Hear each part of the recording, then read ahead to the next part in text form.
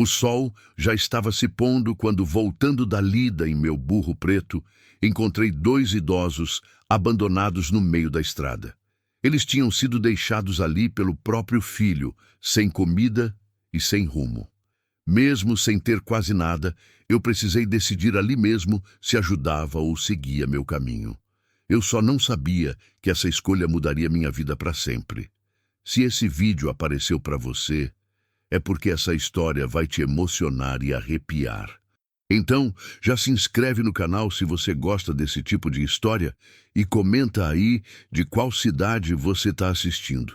Eu voltava da lida no fim da tarde, montado no meu burro preto, seguindo pela estrada de terra batida que corta o sertão como uma cicatriz antiga na pele ressecada do chão.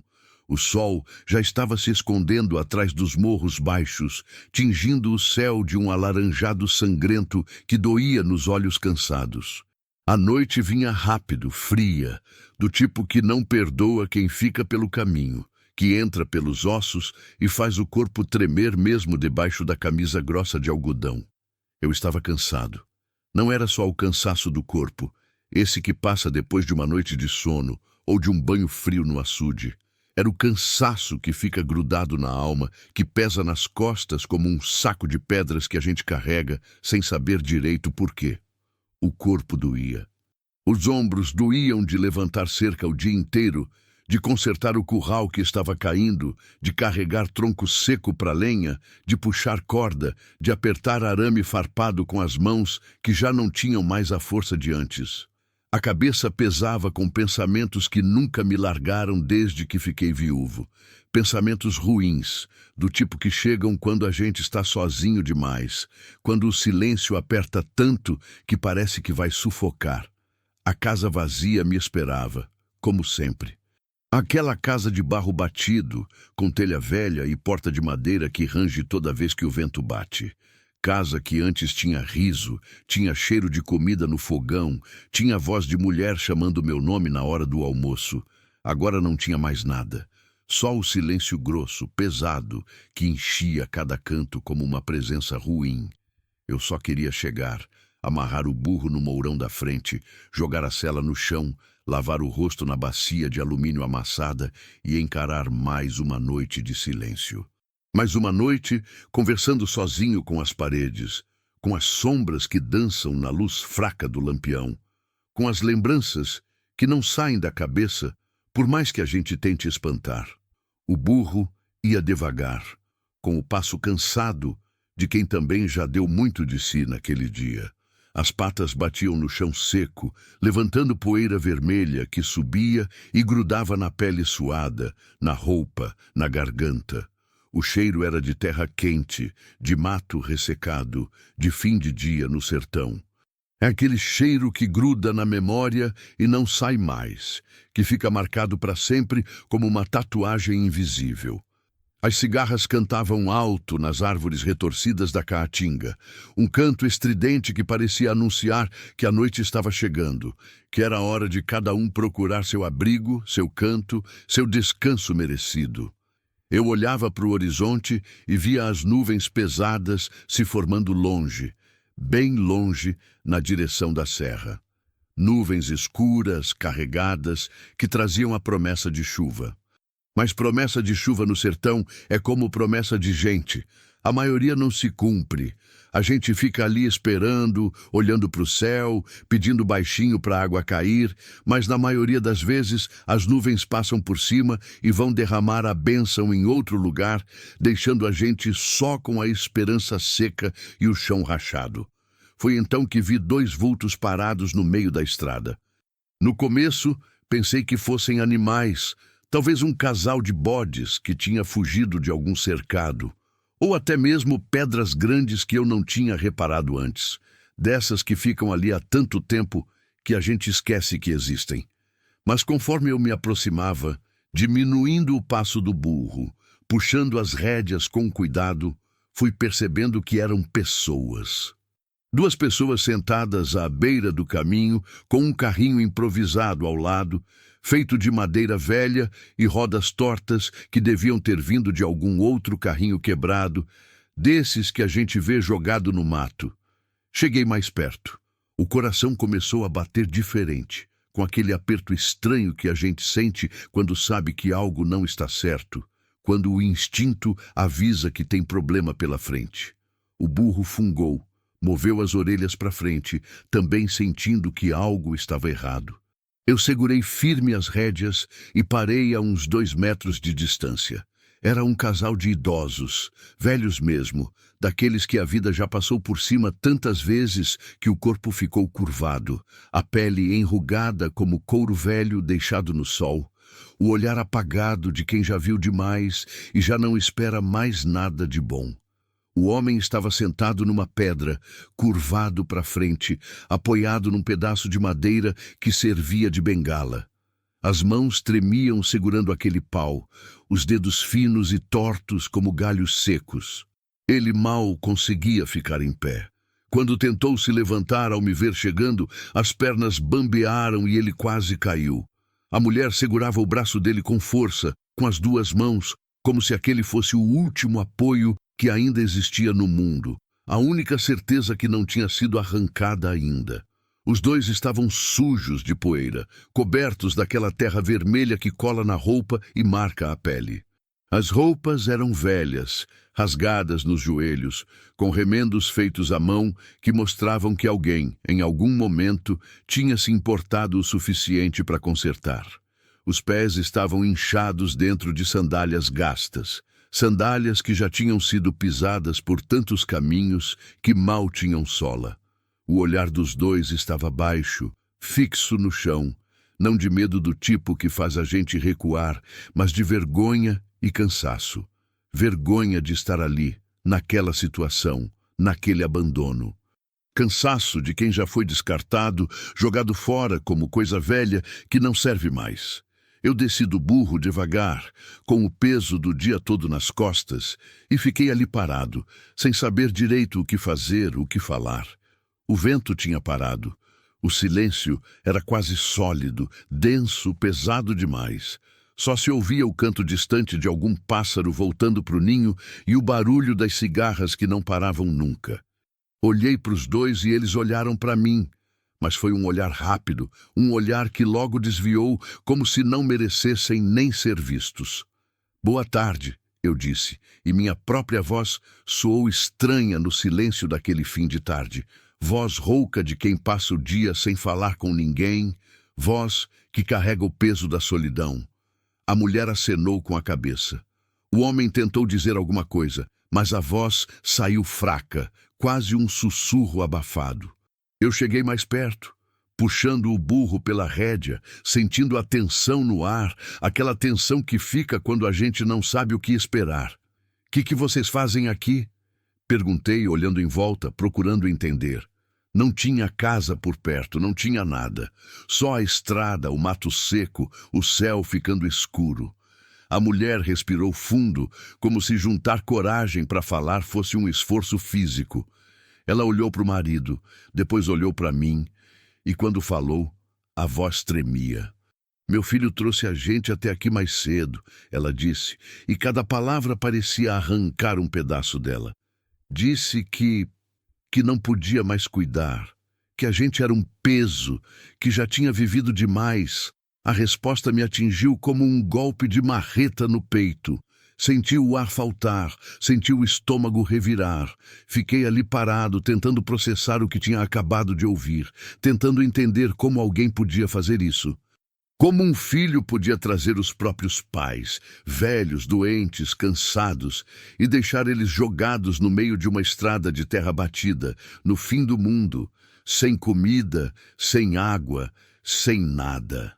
Falou isso e foi embora, continuou a mulher. E agora as lágrimas desciam pelo rosto enrugado, fazendo trilhas na poeira. Não olhou para trás, entrou no carro e foi embora. O velho não falava nada. Só ficava ali sentado, curvado, olhando para o chão, como se toda a dignidade tivesse sido arrancada dele naquele momento. Como se não valesse mais a pena tentar entender, tentar reagir, tentar viver. Eu fiquei parado, com a rédea do burro na mão, sentindo o peso daquilo tudo cair sobre mim. Minha cabeça girava, eu mesmo mal tinha o suficiente. A comida era contada, pesada, medida para durar até o fim do mês, até a próxima feira, até o próximo dinheiro que viesse. O dinheiro era curto, tão curto que às vezes eu pulava a refeição para fazer render, que às vezes comprava só o essencial e deixava o resto para depois. O medo de perder minha terra não saía da cabeça, aquele medo constante de não conseguir pagar as contas, de ver tudo ser tomado, de ficar sem nada, sem lugar, sem raiz. Bastava eu seguir meu caminho que nada daquilo seria problema meu.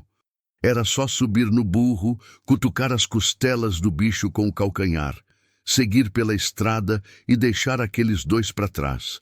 Deixar eles virarem problema de Deus, do destino, de quem quisesse se importar.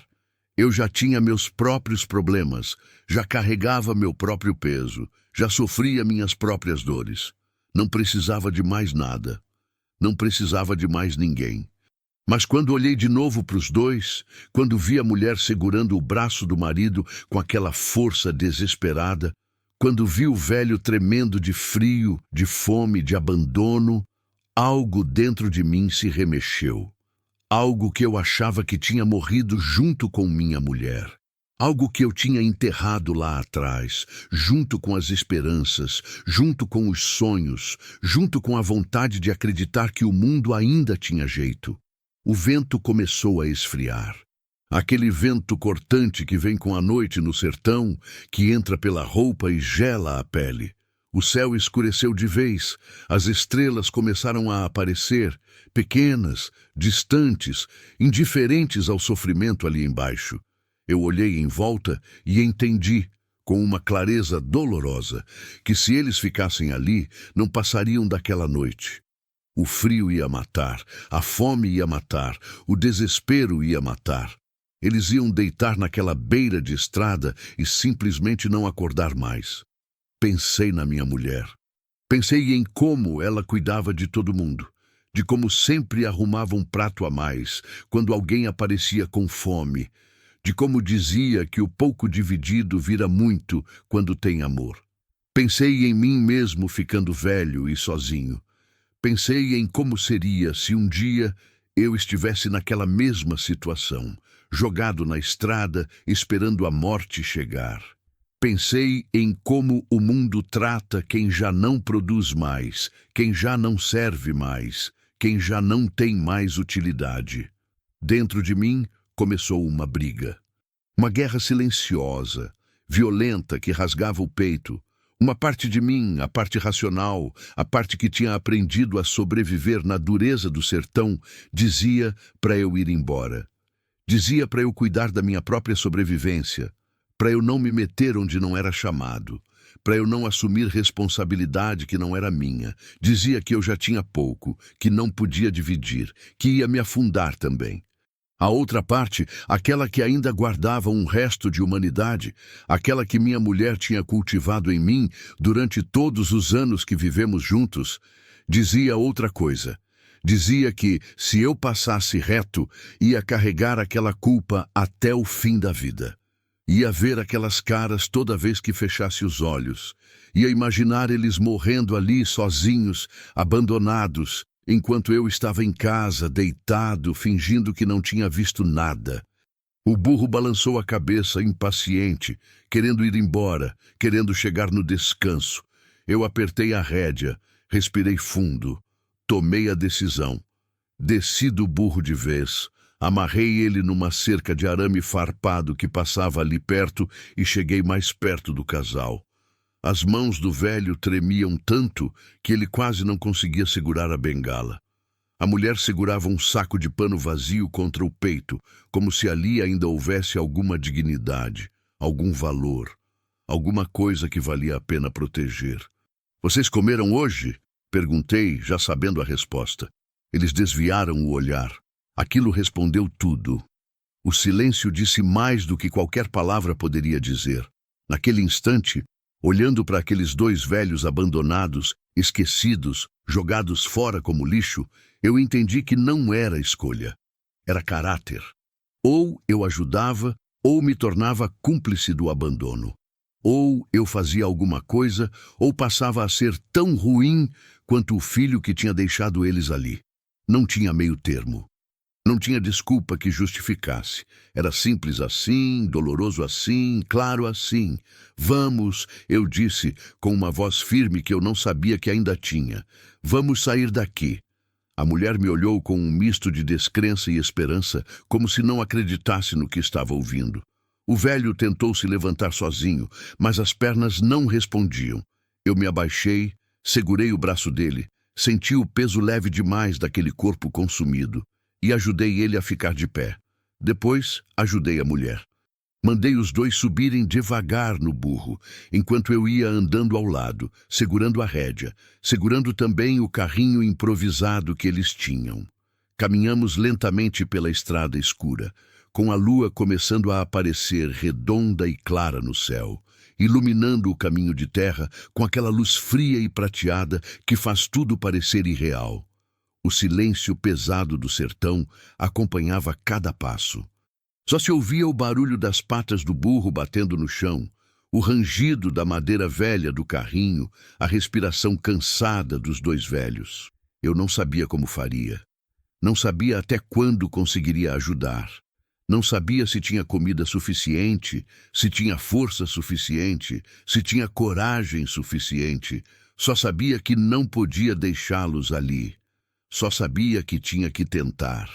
Tinha que fazer alguma coisa, por menor que fosse. A caminhada foi longa, muito mais longa do que parecia. Cada passo pesava. Cada metro era uma vitória pequena contra o cansaço, contra a dúvida, contra o medo que apertava o peito. Quando finalmente avistei as luzes fracas da minha casa, senti um alívio misturado com pânico. Alívio de ter chegado. Pânico do que viria depois. Em casa, fiz o que pude. Acendi o lampião, botei lenha no fogão, esquentei a comida que tinha sobrado do almoço. Era pouco, mas era quente. Arroz, feijão, um pedaço de carne seca. Coloquei tudo num prato fundo e dei para os dois. Eles comeram devagar, com as mãos tremendo, como quem não sabe quando vai comer de novo, como quem precisa aproveitar cada garfada porque pode ser a última. Depois arrumei um colchão velho no chão da sala. Aquele colchão que eu guardava para quando alguém da família vinha visitar, o que não acontecia fazia anos. Peguei um cobertor gasto, mas limpo, e dei para eles. Ajudei o velho a deitar, depois a mulher. Eles se deitaram em silêncio, tão juntos que pareciam uma pessoa só. Agradeceram mais com o olhar do que com palavras. Um olhar profundo, molhado, cheio de gratidão e vergonha misturadas. Naquela noite, a casa deixou de ser vazia. Tinha respiração, tinha presença, tinha vida. Deitei na rede da varanda, sem conseguir dormir, ouvindo o vento bater na janela e a respiração pesada dos dois na sala. O medo continuava ali, vivo, latejante. Medo do amanhã, medo de não dar conta, medo de perder o pouco que ainda tinha. Mas junto com o medo vinha a certeza de que eu tinha feito certo. O que eu ainda não sabia era que aquele gesto simples iria trazer consequências grandes demais, revelar um passado escondido e mudar o rumo da minha vida para sempre. Ao acolher aqueles dois idosos abandonados pelo próprio filho, eu não estava apenas salvando aquela noite. Eu estava abrindo a porteira para uma história que nunca mais me deixaria ser o mesmo. Acordei antes do sol nascer, como sempre. O corpo doía, mas não era só do trabalho. Era uma dor diferente, mais funda, que vinha de ter dormido mal, de ter passado a noite inteira pensando, virando de um lado para o outro na rede, sem conseguir descansar de verdade. Levantei devagar, passei a mão no rosto, senti a barba por fazer arranhando a palma da mão. O frio da madrugada ainda estava no ar, aquele frio úmido que gruda na pele e faz a gente tremer. Coloquei as botas, amarrei os cordões gastos e fui até a sala. Os dois velhos ainda dormiam. A mulher estava encolhida debaixo do cobertor, abraçada no marido, como se tivesse medo de que ele sumisse se ela soltasse. O velho roncava baixinho, um ronco entrecortado que parecia doer. Fiquei ali parado, olhando aquela cena, tentando entender o que tinha feito, tentando entender o que ia fazer agora. A realidade bateu forte naquele momento. Eu tinha trazido 2 pessoas para dentro de casa, 2 bocas para alimentar, 2 vidas para cuidar. E eu mal conseguia cuidar da minha própria. O dinheiro que tinha guardado na lata velha, embaixo da cama, era contado. Dava para mais uns 15 dias, talvez 20 se eu esticasse bem. Depois disso, não sabia o que ia fazer. Saí para o terreiro. O céu começava a clarear, aquele clarão fraco que vem antes do sol aparecer de verdade. As galinhas já estavam acordadas, ciscando no chão, procurando restos de milho que eu tinha jogado no dia anterior. O burro estava amarrado no mourão, mastigando um feixe de capim seco. Quando me viu, balançou as orelhas e fungou, como se estivesse cobrando explicação pelo atraso da ração. Dei comida para o bicho, busquei água no poço, lavei o rosto na bacia que ficava na beirada da varanda. A água gelada espantou um pouco o sono, mas não espantou a preocupação. Aquilo ia complicar tudo. Eu sabia, mas também sabia que não tinha como voltar atrás. Não podia simplesmente acordar os 2 e mandar embora. Para onde? Para morrer em outro canto? Voltei para dentro. A mulher já estava acordada, sentada no colchão, olhando para mim com aquele olhar de quem não sabe se pode falar, se pode pedir, se pode existir. O velho ainda dormia, a respiração pesada, o peito subindo e descendo com dificuldade. "Bom dia", eu disse, a voz ainda rouca. "Bom dia", ela respondeu baixinho. "Desculpa pelo incômodo." "Deixa de besteira", falei, mais seco do que pretendia. "Vou fazer um café, depois a gente conversa." Botei o café para coar, cortei uns pedaços de pão velho que tinha guardado, passei manteiga. Não era grande coisa, mas era o que tinha. Quando o café ficou pronto, enchi 3 canecas de alumínio e levei para a sala. A mulher acordou o marido com cuidado, chamando baixinho, sacudindo o ombro dele devagar. Comemos em silêncio. Um silêncio pesado, cheio de coisas não ditas. Eu queria perguntar mais sobre o filho, sobre como tinham chegado até aquele ponto, mas não sabia se devia. Não sabia se tinha direito. A mulher comia devagar, mastigando bem cada pedaço, como se tivesse medo de engasgar. O velho mal conseguia segurar a caneca, as mãos tremiam tanto que eu tive que segurar junto com ele para não derramar. "Como é que vocês se chamam?" perguntei depois de um tempo. "Maria", disse a mulher. "E ele é José. Maria e José." Quase ri da coincidência, mas segurei. Não era hora para isso. "Quanto tempo faz que o filho de vocês..." Parei, não sabia como terminar a frase. 3 meses, Maria respondeu, a voz falhando. 3 meses desde que ele começou a falar que a gente era um peso, que não tinha mais condição, que a vida dele estava difícil por nossa causa. José baixou a cabeça ainda mais. Vi uma lágrima descer pelo rosto enrugado dele, uma lágrima grossa que caiu no pão e ficou ali, molhando o miolo. "A gente tentou sair de casa", continuou Maria. "Tentou arrumar um canto para ficar, mas ninguém quis. Todo mundo tem sua própria luta. Ninguém quer velho doente dentro de casa. Ontem ele acordou cedo, botou a gente no carro e trouxe até aqui. Falou que era o melhor para todo mundo, que a gente ia entender." "Entender o quê?" perguntei, sentindo a raiva subir. "Que ele não podia mais", ela disse, e começou a chorar. "Que ele tinha filhos para criar, contas para pagar, vida para viver." Fiquei calado, não tinha o que falar. A raiva que senti não era deles, era do filho, do tipo de gente que consegue fazer isso. Do tipo de gente que esquece que um dia também vai ficar velho, também vai precisar de ajuda, também vai ser um peso para alguém. Terminamos o café. Recolhi as canecas, levei para a cozinha, lavei na bacia. Fiquei ali parado, com as mãos dentro da água fria, olhando pela janela pequena para o terreiro lá fora. O sol já tinha nascido de vez, clareando tudo, esquentando a terra. Mais um dia começando, Mais um dia que eu ia ter que descobrir como sobreviver. Voltei para a sala. Maria estava ajeitando o cobertor, dobrando com cuidado, como se fosse alguma coisa valiosa. José tentava se levantar sozinho, mas as pernas não obedeciam. Olha, eu disse, me sentando na cadeira velha que ficava no canto. Eu não tenho muito. A situação aqui é apertada, mas vocês podem ficar por uns dias até a gente ver o que faz. Maria me olhou com aqueles olhos cheios de gratidão que doem de ver. A gente não quer ser peso, ela disse. A gente pode ajudar. Eu ainda consigo cozinhar, limpar. Eu faço o que o senhor precisar. Não precisa disso agora, falei. Primeiro vocês descansam. Depois a gente vê. Mas por dentro eu sabia que não era tão simples. Sabia que isso ia complicar tudo. Sabia que o pouco que eu tinha ia ter que ser dividido. Sabia que o medo de perder a terra ia aumentar. Mas também sabia, e isso era o que mais pesava, que eu não conseguiria viver comigo mesmo se mandasse eles embora. O dia passou devagar.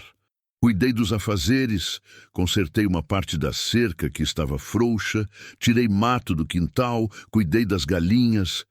Maria ficou dentro de casa, arrumando as coisas sem que eu pedisse.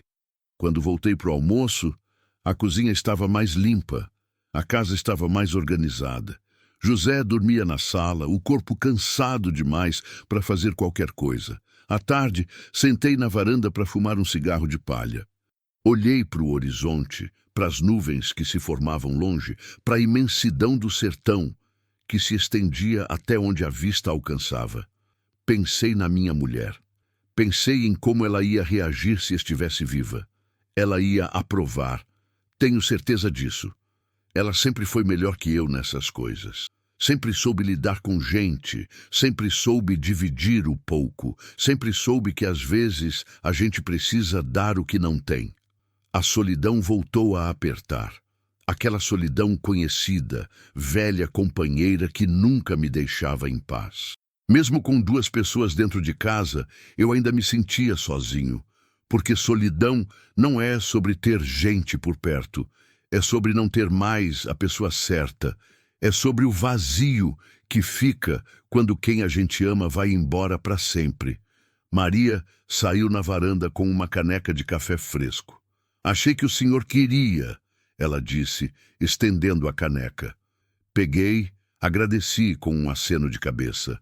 Ela ficou ali parada, sem jeito, olhando para o terreiro. Posso sentar? Perguntou. Pode. Ela sentou no degrau de cimento, as mãos no colo, o olhar distante. O senhor é casado? Perguntou depois de um tempo. Era, respondi. Ela morreu faz 3 anos. Sinto muito. É a vida. Ficamos em silêncio. Um silêncio bom dessa vez, sem peso, sem cobrança. Só 2 pessoas dividindo o mesmo espaço, o mesmo ar, a mesma dor de existir. O senhor tem filhos? Ela perguntou. Não, respondi, e senti o aperto conhecido no peito. A gente tentou, mas não veio. Acho que não era para ser. Às vezes é melhor assim, ela disse baixinho, e eu entendi o que ela quis dizer. Entendi a dor por trás daquelas palavras. O sol começou a descer. As sombras ficaram compridas no chão. As cigarras voltaram a cantar, anunciando o fim de mais um dia. Mais uma noite chegando, mais um momento de decisão adiado, mas não esquecido. Eu ainda não sabia, mas aquela conversa simples na varanda ia ser o começo de algo maior. Ia ser o primeiro fio de uma teia complicada que ia me puxar para um passado que eu não conhecia, para uma verdade que ia mudar tudo o que eu pensava saber sobre mim mesmo. Os dias foram passando devagar, pesados como pedra. Uma semana se arrastou, depois 2. Maria e José foram ficando e eu fui me acostumando com a presença deles dentro de casa. Não era fácil. O dinheiro apertava mais a cada dia. A comida rendia menos, e o medo de não dar conta crescia como mato ruim que a gente não consegue arrancar. Mas tinha algo diferente também. A casa não era mais tão vazia. De manhã cedo, quando eu acordava, já tinha cheiro de café coado. Maria insistia em ajudar, mesmo com as mãos trêmulas e as costas que doíam. Ela lavava a roupa no tanque, cozinhava o que tinha, varria o chão de barro batido. José melhorou um pouco com a comida regular. Ainda era fraco, ainda tremia, mas pelo menos conseguia ficar sentado na cadeira da varanda, olhando para o terreiro com aquele olhar perdido de quem ainda não entende como chegou até ali. Eu evitava conversar muito. Não era por mal, era só o jeito que eu tinha aprendido a viver depois que minha mulher morreu. Falar doía, lembrar doía mais ainda. Então eu ficava no meu canto, fazia o que tinha que fazer e deixava o silêncio tomar conta. Mas Maria não era de ficar calada por muito tempo. Ela tinha aquela necessidade de preencher o vazio com palavras, como se o silêncio fosse perigoso demais para ser deixado sozinho. Foi numa tarde de quinta-feira, o céu carregado de nuvens escuras que prometiam chuva, mas não cumpriam, que Maria tocou no assunto pela primeira vez. Eu estava consertando a sela do burro, sentado no chão da varanda, com as ferramentas espalhadas ao redor. Ela chegou com um copo de água fresca do filtro e ficou ali parada, olhando para mim com aquele jeito de quem quer falar, mas não sabe como começar. "Posso fazer uma pergunta?" Ela disse, a voz baixa. "Pode", respondi, sem levantar os olhos da cela. "Por que o senhor nos ajudou?" A pergunta me pegou de surpresa. Parei o que estava fazendo, olhei para ela. Os olhos dela estavam vermelhos, inchados, como se tivesse passado a manhã toda chorando. "Não sei", falei, sendo sincero. "Eu só não consegui passar direto. Mas o senhor não nos conhece, não deve nada pra gente. E pelo que eu vejo, o senhor mal tem pro senhor mesmo." "É verdade", admiti.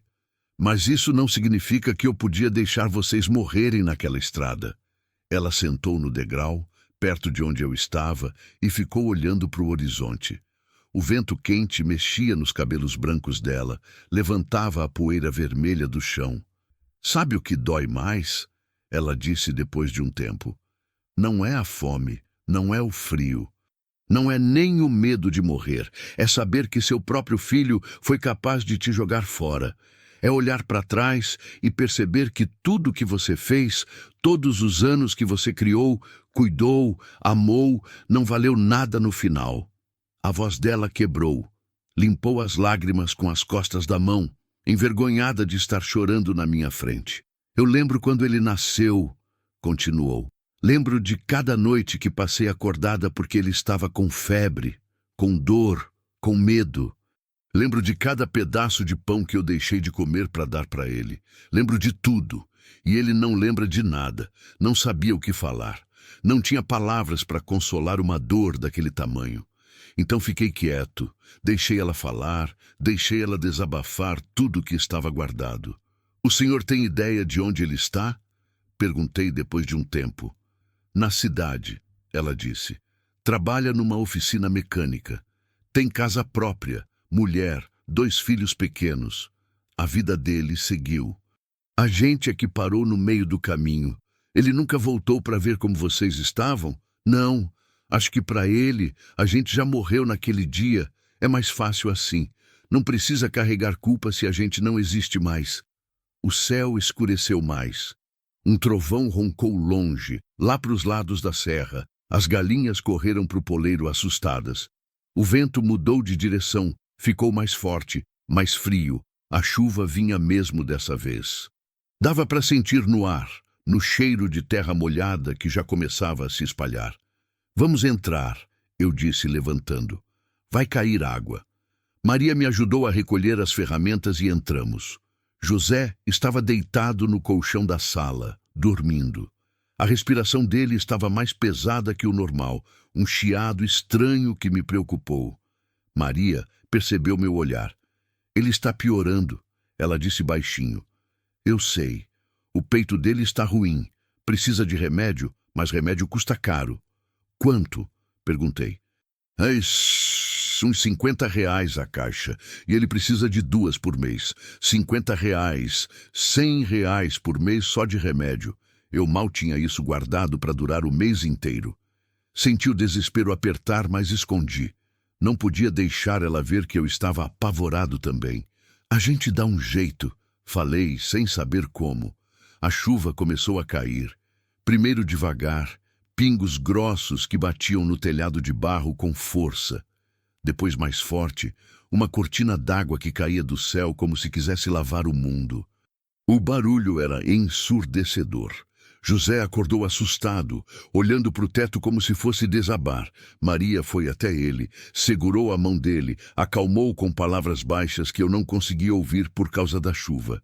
Fiquei na janela, olhando a água cair, encharcando o terreiro, fazendo poças no chão seco. A terra bebia desesperada, como se soubesse que aquilo não ia durar muito.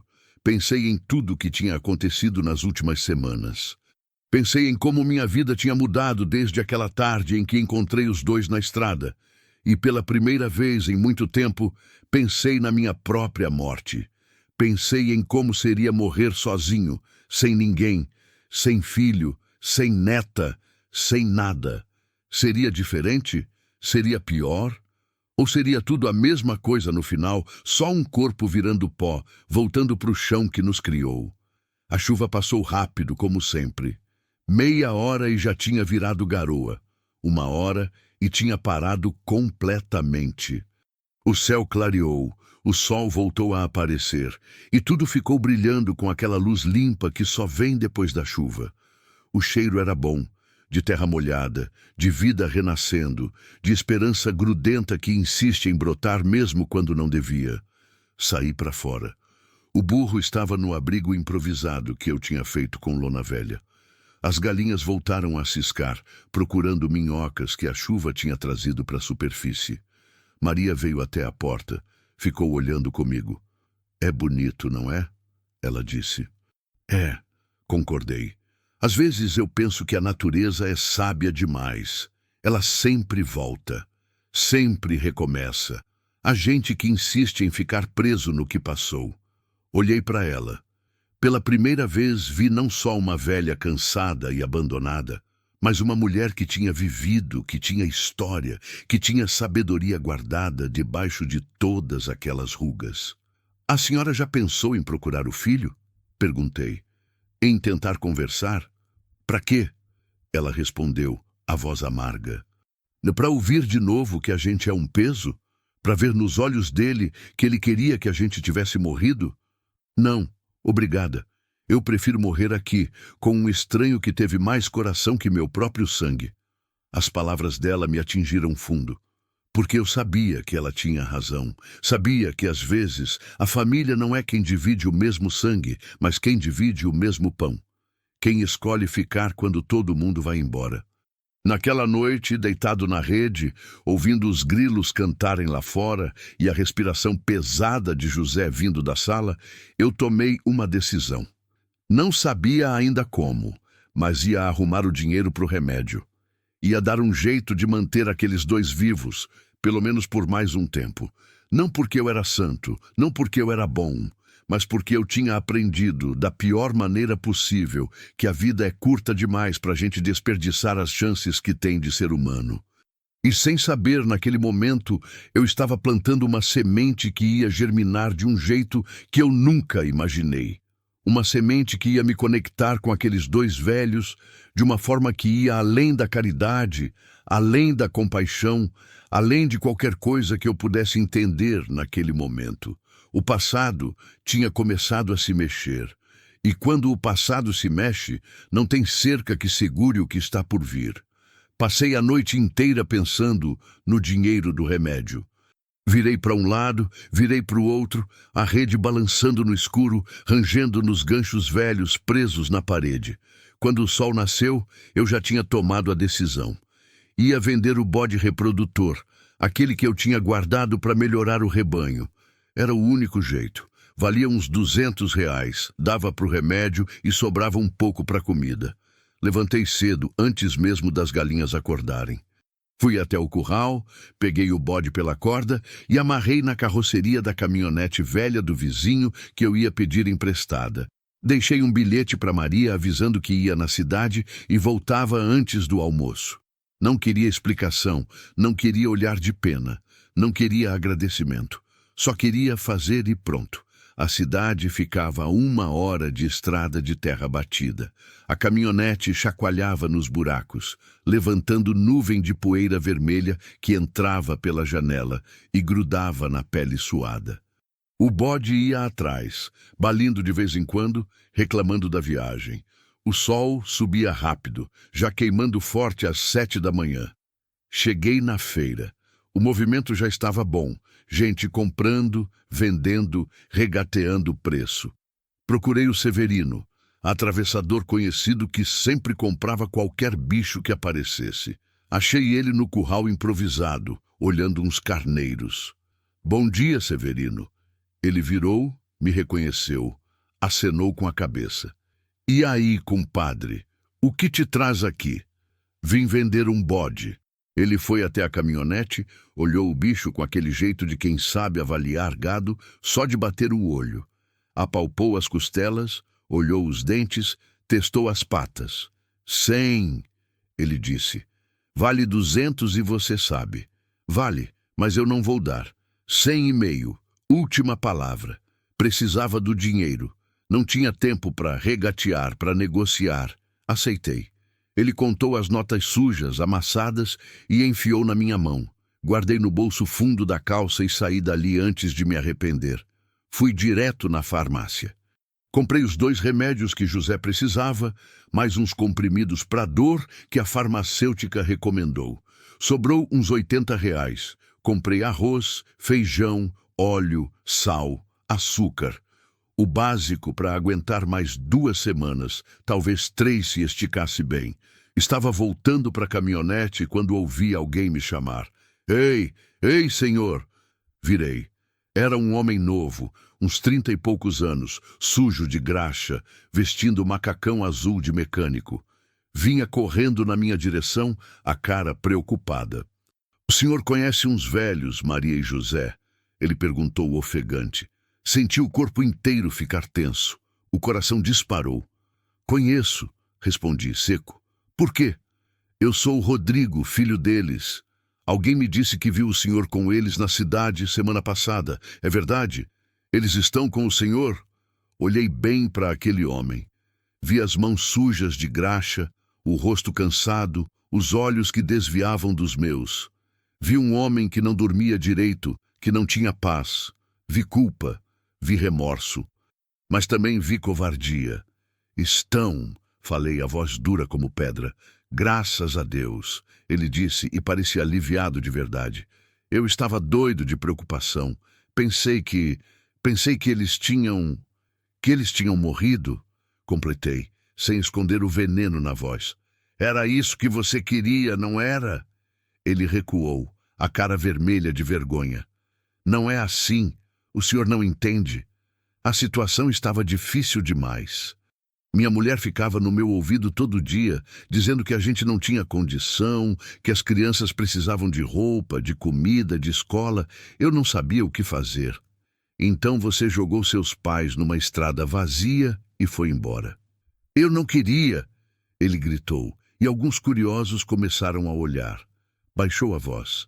Eu não queria, mas eu não tinha escolha. Sempre tem escolha, falei, sentindo a raiva subir, quente como brasa.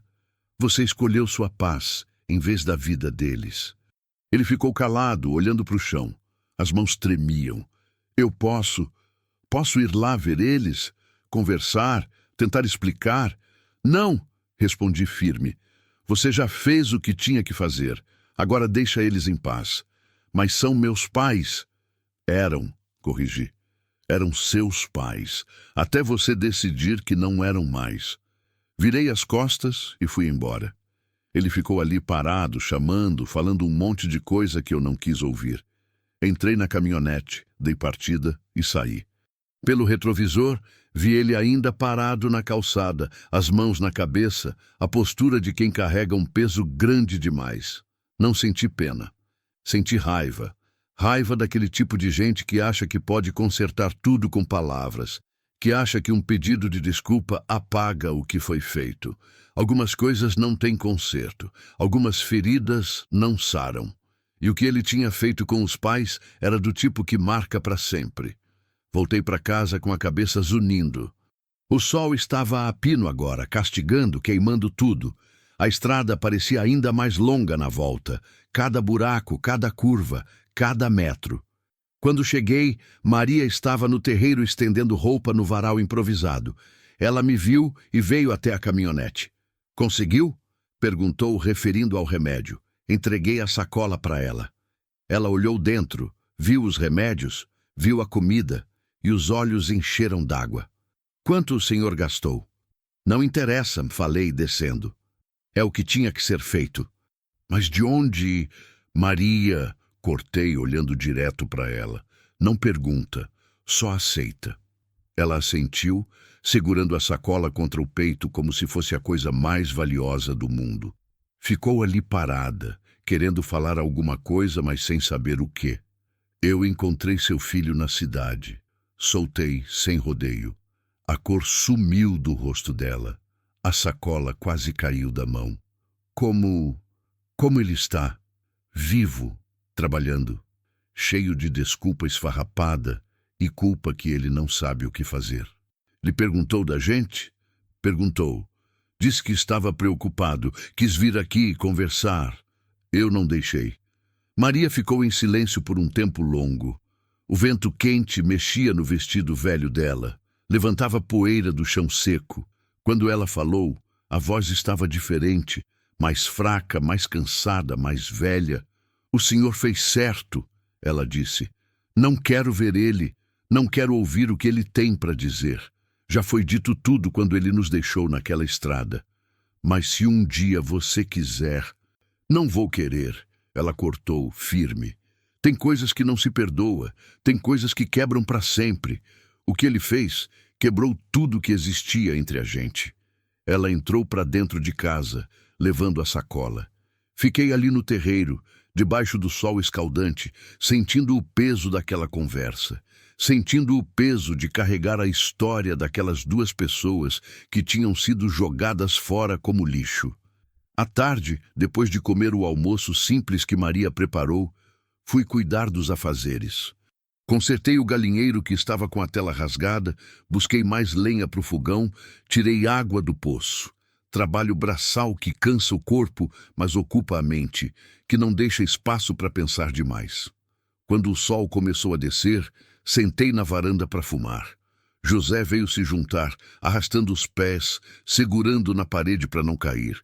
Sentou na cadeira velha ao meu lado, respirando com dificuldade. Maria me contou. Ele disse depois de um tempo.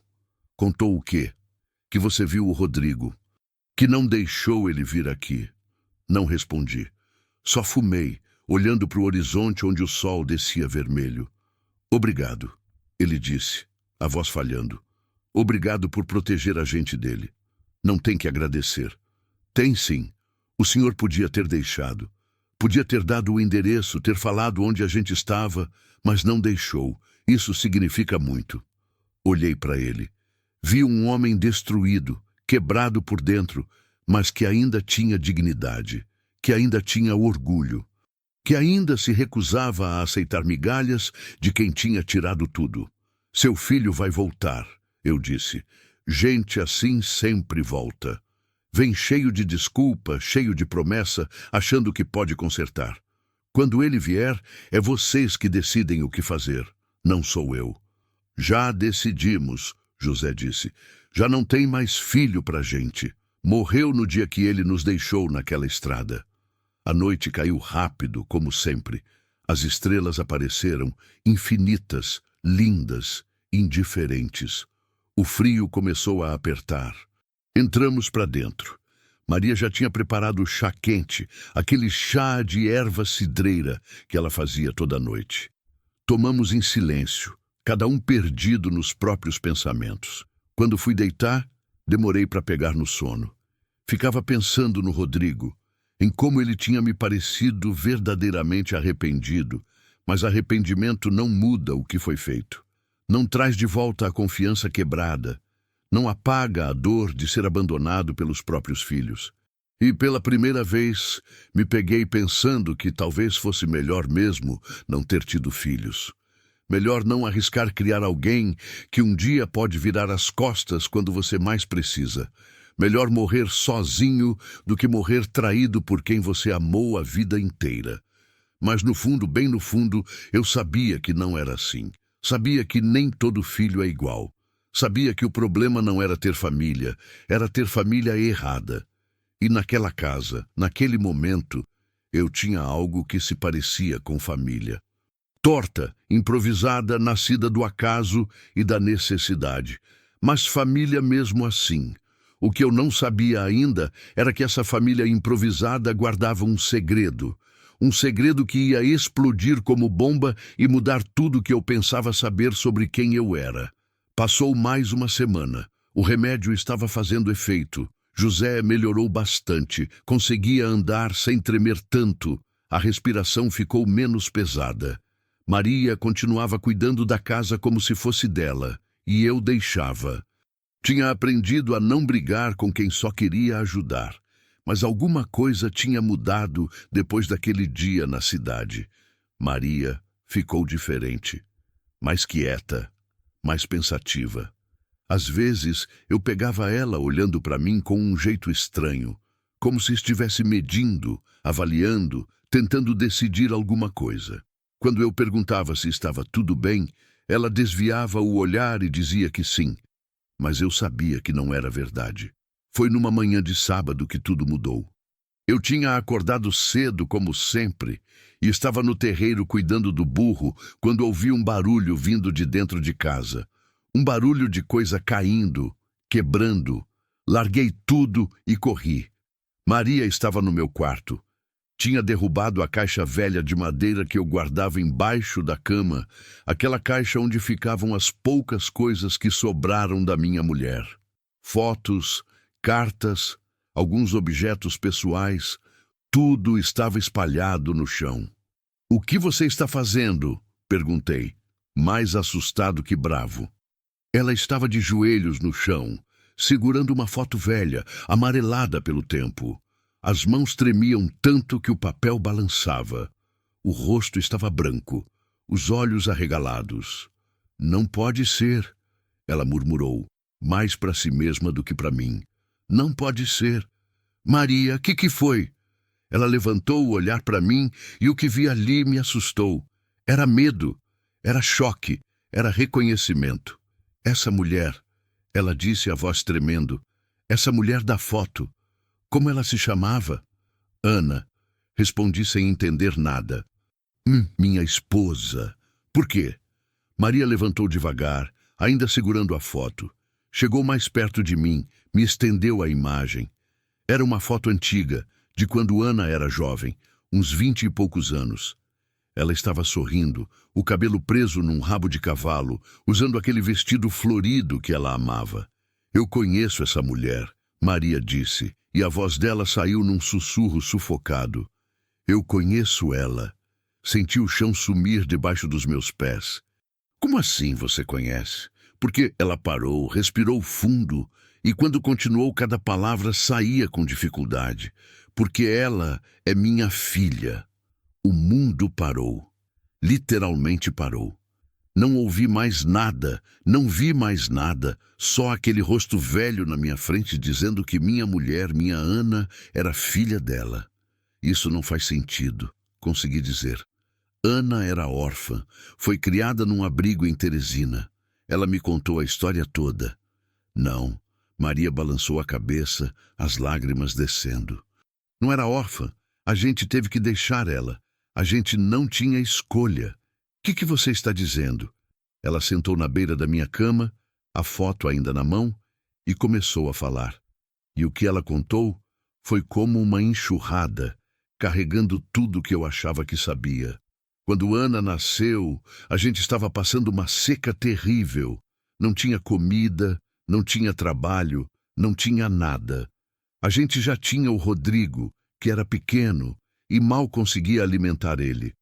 Quando Ana veio, Eu quis ficar com ela, juro por Deus que quis. Mas José estava doente, Rodrigo estava com fome e eu não tinha leite para dar para ela. Ela chorava dia e noite, definhando, morrendo aos poucos nos meus braços. A voz dela quebrou, mas ela continuou. Uma mulher do abrigo estava visitando a região, procurando crianças abandonadas. Ela disse que podia dar uma vida melhor para Ana, que ela ia ter comida, roupa, educação. Disse que a gente podia visitar, que não era abandono, era só até a gente melhorar de vida. Eu acreditei. A gente levou ela pro abrigo em Teresina. Ana tinha 6 meses. Maria limpou as lágrimas com as costas da mão. A gente prometeu voltar. Prometemos que quando tivesse condição, a gente buscava ela de volta. Mas a vida não melhorou, só piorou. E com o tempo, eles disseram que Ana tinha sido adotada, que tinha ido para uma família boa, que a gente não podia mais vê-la. A gente tentou procurar, mas não tinha dinheiro para advogado, não tinha nada. Aos poucos a gente foi desistindo, foi deixando ela virar uma lembrança dolorosa demais para tocar. Eu estava tonto, a cabeça girava, tentava processar tudo aquilo, mas não conseguia. Ana nunca foi adotada, falei, a voz saindo rouca. Ela ficou no abrigo até os 18 anos. Saiu de lá sozinha, sem família, sem nada. A gente se conheceu pouco depois. Ela nunca soube quem eram os pais dela. Maria soluçou alto, um som de dor pura. Eles mentiram pra gente. Disseram que ela tinha sido adotada pra gente parar de procurar. E a gente acreditou. A gente acreditou e deixou nossa filha crescer sozinha, achando que era órfã, achando que ninguém tinha querido ela. José apareceu na porta do quarto, apoiado na parede. O que foi? O que aconteceu? Maria se virou para ele, segurando a foto. José, ela disse, a voz embargada. É nossa Ana, é nossa filha. Levou um tempo até José entender. Ele pegou a foto, olhou com os olhos cansados, franzindo a testa. Depois a ficha caiu. Vi pelas pernas dele bambas, pela mão que foi até a boca, pelo choro silencioso que começou. Minha menina, ele murmurou. Minha menininha. Os dois se abraçaram ali, chorando, enquanto eu ficava parado feito estátua, tentando entender o que aquilo significava. Minha mulher era filha deles. Os velhos que eu tinha tirado da estrada, que eu tinha trazido para minha casa, eram os sogros que eu nunca tive. Eram os pais que Ana procurou a vida inteira e nunca encontrou. Maria conseguiu falar entre soluços. Ela está aqui? Ela mora aqui com o senhor? A pergunta me partiu ao meio. Não, respondi, e vi a esperança morrer nos olhos dela. Ana morreu há 3 anos. Câncer. O grito que Maria deu foi de bicho ferido. Um grito que veio de tão fundo que parecia rasgar a alma. Ela caiu de joelhos no chão, segurando a foto contra o peito, balançando para frente e para trás. Não, não, não. Ela repetia sem parar. Não pode ser. A gente acabou de achar ela. Não pode ter perdido de novo. José também caiu, sentou no chão ao lado dela e os dois ficaram ali, abraçados, chorando a perda de uma filha que tinham abandonado quando bebê e que tinha morrido sem nunca saber que tinha sido procurada, que tinha sido amada, que não tinha sido descartada de propósito. Eu saí do quarto. Não aguentava ficar ali. Fui pro terreiro, sentei no chão de terra batida, a cabeça nas mãos. O mundo tinha virado de cabeça para baixo. Tudo que eu achava que sabia tinha virado mentira. Ana tinha paz, tinha família. E essa família estava dentro da minha casa, tinha sido salva por mim sem que eu soubesse quem eram. Fiquei ali não sei quanto tempo. O sol subiu, esquentou, queimou, as galinhas ciscavam perto, os pássaros cantavam, a vida seguia como se nada tivesse acontecido, mas para mim tinha acontecido tudo. Pensei em Ana, pensei em todas as vezes que ela tinha me falado sobre a solidão de não ter família, sobre a dor de não saber de onde veio, de quem era. Pensei em como ela tinha morrido acreditando que tinha sido abandonada por não valer nada. E agora Eu descobria que não era assim, que ela tinha sido deixada porque não tinha outra escolha, que tinha sido procurada, que nunca tinha sido esquecida. Mas ela nunca soube. Morreu sem saber. E isso doía mais que qualquer outra coisa. Maria saiu de casa horas depois.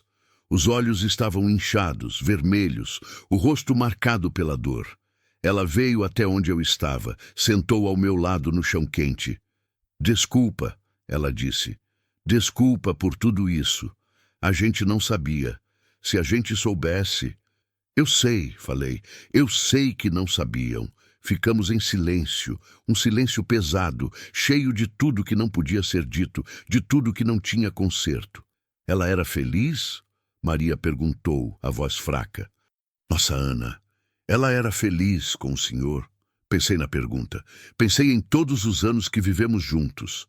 Nos risos, nas brigas bobas, nos planos que fizemos, nos sonhos que não se realizaram.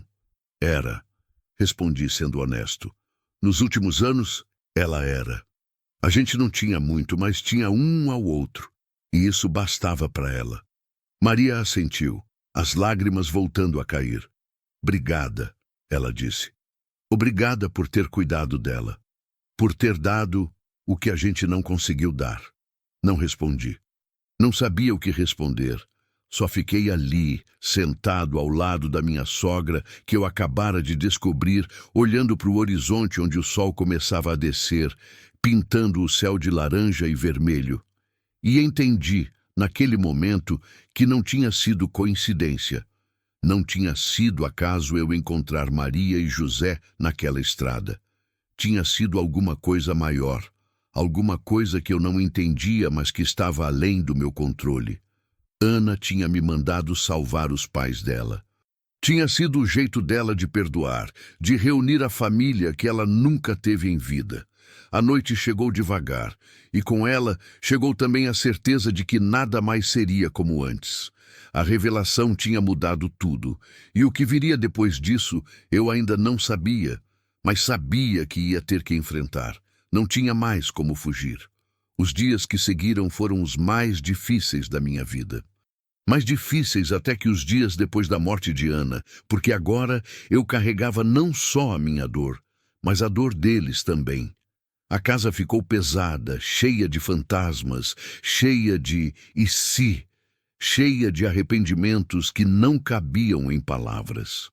Maria passou 3 dias praticamente sem sair do quarto. Ela ficava deitada no colchão da sala, de frente para a parede, segurando a foto de Ana contra o peito. Não comia, mal bebia água. José ficava sentado ao lado dela, a mão na cabeça dela, também perdido na própria culpa. Eu não sabia o que fazer. Não sabia como consolar uma dor daquele tamanho. Continuei com os afazeres. Era o que eu sabia fazer. Cuidar da terra, dos bichos, da rotina. Mas tudo parecia vazio agora. Cada canto daquela casa me lembrava de Ana, e agora também me lembrava que os pais dela estavam ali, vivendo na casa que ela tinha vivido, dormindo sob o teto que ela tinha dormido, sem nunca terem sabido. No 4º dia, Maria saiu. Estava mais magra, mais pálida, mas tinha algo diferente no olhar. Uma determinação que não estava ali antes. Eu quero saber tudo sobre ela, ela disse, a voz firme apesar de fraca. Quero saber como ela era, o que ela gostava, como ela vivia. Quero conhecer minha filha, mesmo que seja tarde demais. Sentamos na varanda. O sol estava forte, mas tinha uma brisa boa vindo do nascente. Comecei a falar. Falei de como conheci Ana numa festa de São João na cidade vizinha.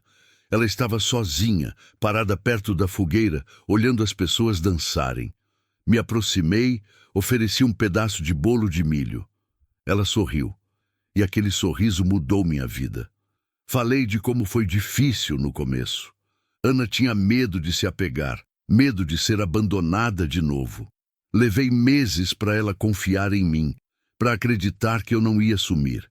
Quando finalmente casamos, ela chorou a noite inteira.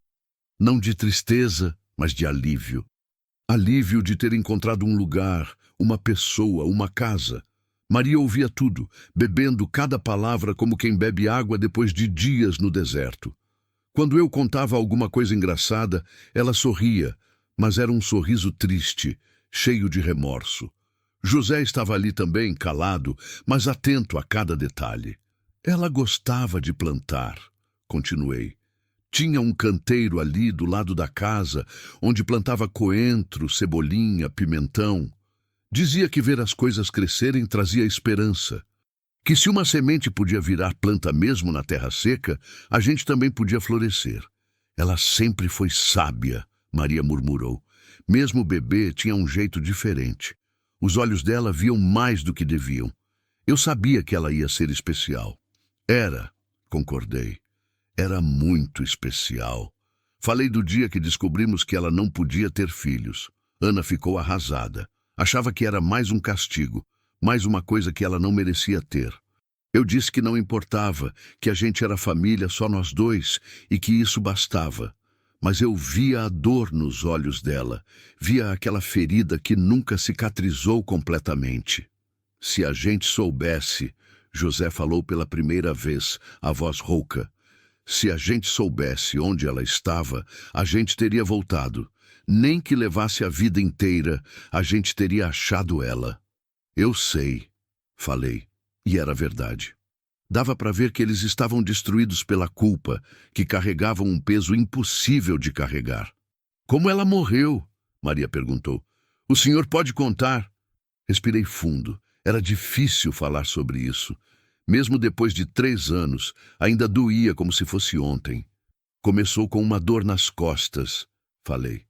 Ela não ligava, dizia que era da idade, do trabalho pesado, mas a dor foi piorando. Quando finalmente fomos no médico, já tinha se espalhado. Câncer no pâncreas. Nada mais a fazer. Maria fechou os olhos, apertou a foto contra o peito. Ela sofreu muito? No começo, não. Os últimos 3 meses foram ruins, muito ruins. Mas ela aguentou firme, nunca reclamou. Só dizia que tinha tido uma vida boa comigo, que não se arrependia de nada. Ela falava da gente? José perguntou. Dos pais dela? Falava, respondi. Principalmente no final. Dizia que gostaria de ter conhecido vocês, de ter entendido por que tinha sido deixada. Não tinha raiva, só tristeza. Tristeza de não ter tido família. E ela teve. Maria soluçou. Ela teve família o tempo todo. A gente só não soube achar ela. A culpa deles era palpável, pesada, sufocante. Eu queria dizer alguma coisa para aliviar, mas não tinha palavras para isso. Algumas dores não têm consolo. Onde ela está enterrada? Maria perguntou depois de um tempo. No cemitério da cidade, um canto simples, debaixo de uma árvore. Era onde ela queria. Eu posso ir lá? Ver o túmulo dela? Pode, falei. Quando você quiser, a gente vai. Ela assentiu, limpando as lágrimas. José segurou a mão dela, apertou com força. Os dois estavam quebrados, mas ainda tinham um ao outro. Pelo menos isso. Passou mais uma semana. Aos poucos, a vida foi voltando a algum tipo de normalidade. Maria voltou a cozinhar, a cuidar da casa. José melhorava cada dia com o remédio, mas algo tinha mudado entre nós. Não éramos mais um estranho ajudando 2 velhos. Éramos família. Família torta, estranha, nascida da tragédia, mas família do mesmo jeito. Uma tarde, Maria me chamou. Tinha algo no jeito dela, uma urgência que me deixou preocupado. Preciso te contar uma coisa, ela disse, sobre Rodrigo. O que tem ele? Ele não sabe. Sobre Ana. Ele nunca soube que tinha uma irmã. Olhei para ela, confuso. Como assim? A gente nunca contou. Quando Ana nasceu, Rodrigo era muito pequeno, tinha só 2 anos. Depois que a gente deixou ela no abrigo, decidimos não falar sobre isso com ele. Era doloroso demais. E conforme o tempo passou, foi ficando mais difícil contar. Até que virou um segredo que a gente carregou por todos esses anos. Então Rodrigo não sabe que tem uma irmã morta? Não, E também não sabe que a esposa do homem que nos acolheu era essa irmã. A informação me acertou como um soco. Rodrigo não sabia de nada. Tinha abandonado os pais sem saber que estava, indiretamente, traindo também a memória de uma irmã que nunca conheceu. Você vai contar para ele? Perguntei. Maria ficou em silêncio por um tempo longo. Quando respondeu, a voz era firme. Não sei se devo, não sei se ele merece saber. Ele nos abandonou, nos deixou para morrer, porque ele deveria ter o direito de conhecer a história de Ana. Porque ela era irmã dele, falei. Porque, querendo ou não, ele faz parte dessa história. Mas que diferença faz agora? Ana se foi. Contar para ele só vai trazer mais dor, mais culpa. E para quê? Não tinha resposta para isso. Ela tinha razão, de certa forma. Mas também tinha algo de errado em manter o segredo. Ana tinha vivido a vida inteira sem saber que tinha um irmão. Rodrigo estava vivendo sem saber que tinha tido uma irmã. Era uma mentira que se perpetuava, que continuava machucando mesmo depois da morte. Pensa bem, falei. Segredos têm um jeito de sair na hora errada. E quando saem, machucam mais do que se tivessem sido contados na hora certa. Maria assentiu, mas não disse mais nada. Saiu para dentro de casa, me deixando ali com meus pensamentos. Naquela noite, deitado na rede, olhando as estrelas através dos buracos do telhado velho, pensei em toda aquela situação absurda. Como a vida tinha dado tantas voltas para me trazer até aquele ponto. Como eu tinha salvado os pais da minha mulher sem saber. Como tudo estava conectado de um jeito que eu não conseguia entender. E pensei em Rodrigo.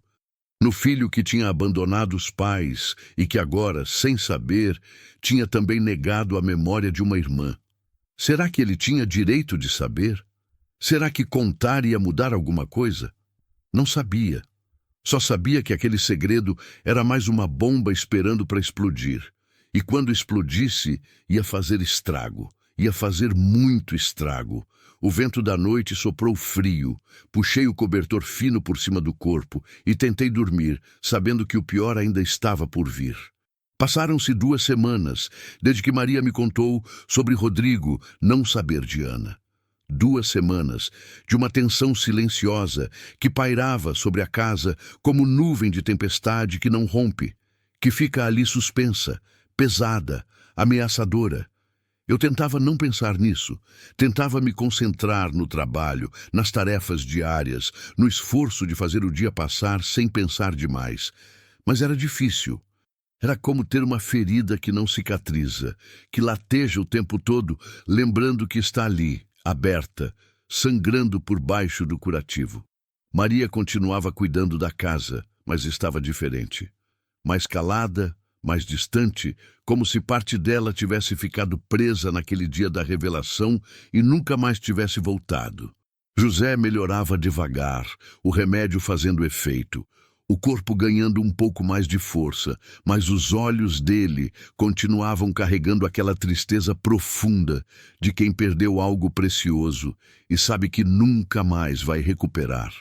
Eu acordava todo dia antes do sol nascer, como sempre fiz a vida inteira. O corpo já estava acostumado com aquele ritmo, com o frio da madrugada, com o silêncio quebrado só pelo canto do galo.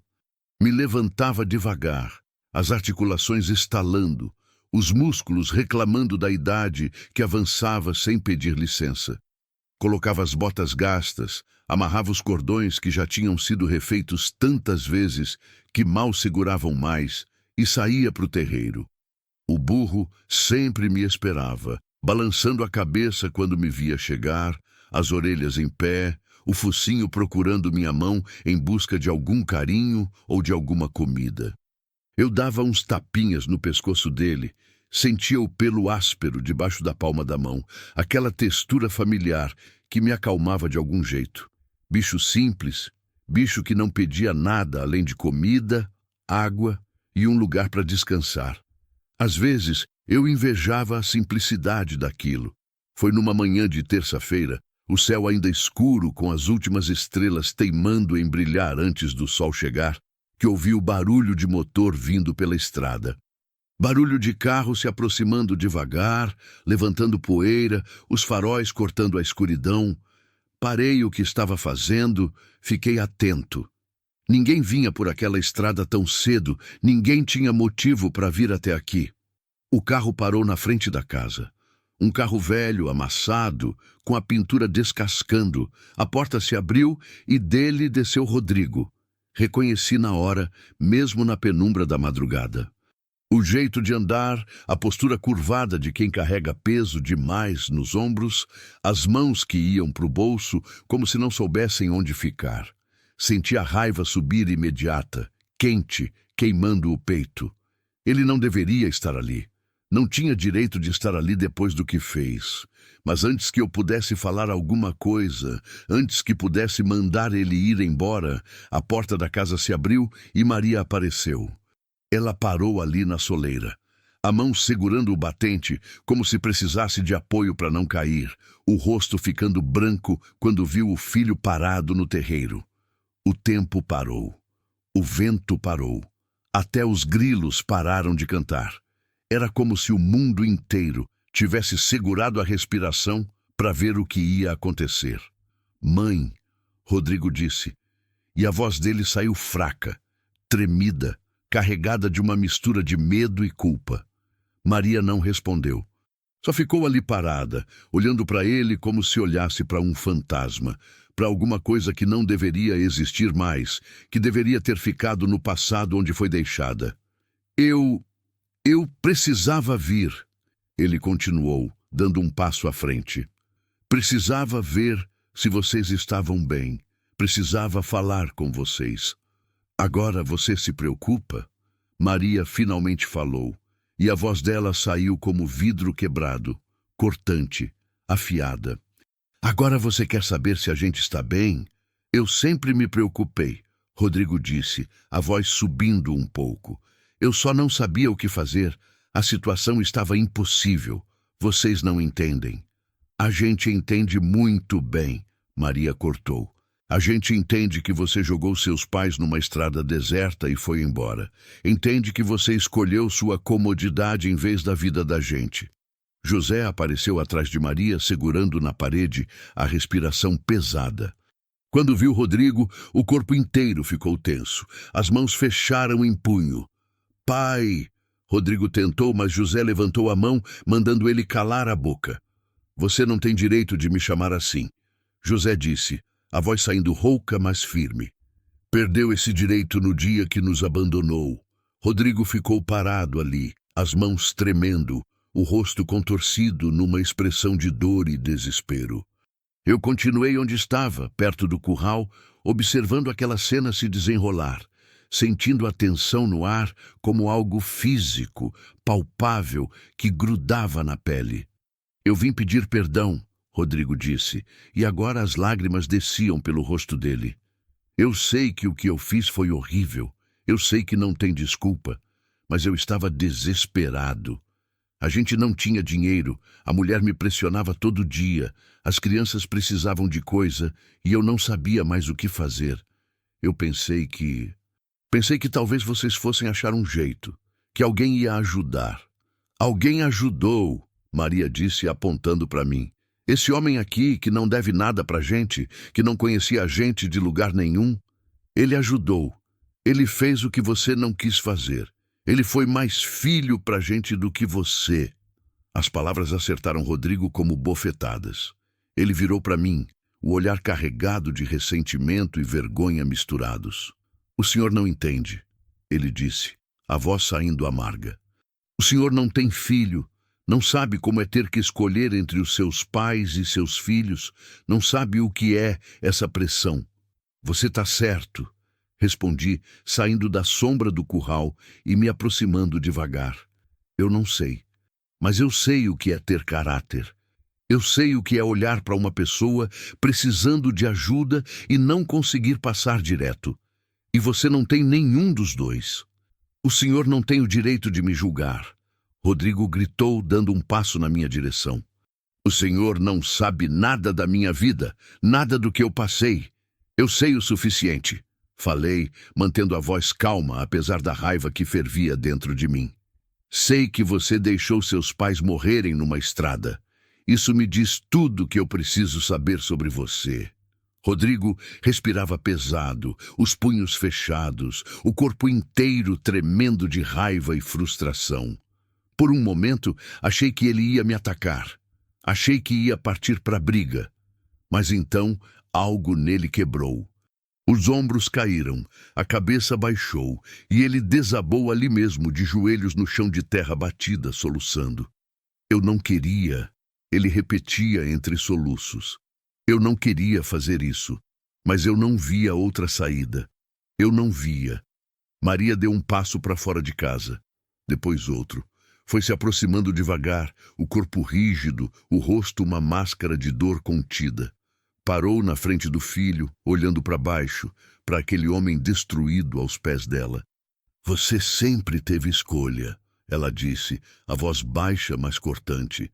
Sempre. Você escolheu o caminho mais fácil. Escolheu se livrar do peso. E agora quer que a gente te perdoe porque você está arrependido. Arrependimento não traz de volta os dias que a gente passou com fome, com frio, esperando morrer. Mãe, por favor, Rodrigo implorou, segurando a barra do vestido dela. Por favor, me perdoa.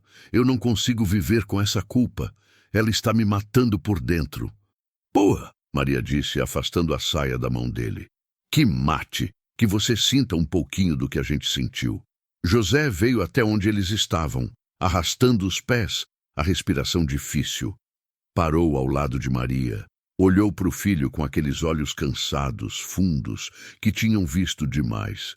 Você tem mais alguma coisa para dizer? José perguntou.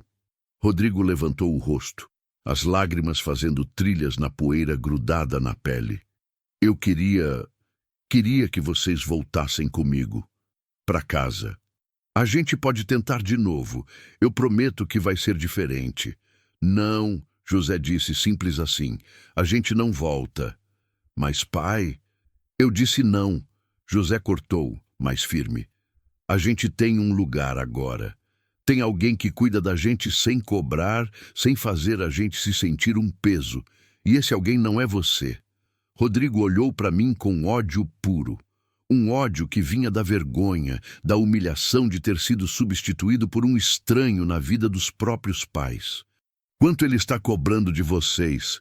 Rodrigo perguntou, a voz cheia de veneno. Porque ninguém faz isso de graça. Ninguém cuida de velho sem querer alguma coisa em troca. A raiva que subi foi tão forte que tive que apertar os punhos para não partir para cima dele. Sai daqui, falei, a voz baixa, perigosa. Sai agora antes que eu faça alguma coisa que vou me arrepender. Ou o quê? Rodrigo se levantou, enfrentando. Você vai me bater? Vai me expulsar da casa dos meus próprios pais? Essa não é mais sua casa, Maria disse. E a gente não é mais seus pais. Você abriu mão disso. Agora aguenta as consequências. Rodrigo ficou ali parado, olhando para um, depois para o outro, como se não conseguisse acreditar no que estava ouvindo. A realidade finalmente caindo, pesada, esmagadora. Ele tinha perdido os pais, não para a morte, mas para a própria crueldade. Eu vou contar uma coisa, Maria disse de repente, a voz mudando, ficando mais fria, mais calculada. Uma coisa que você não sabe, que a gente nunca te contou. Rodrigo olhou para ela confuso. Você tinha uma irmã, Maria continuou, e cada palavra era uma pedra sendo atirada.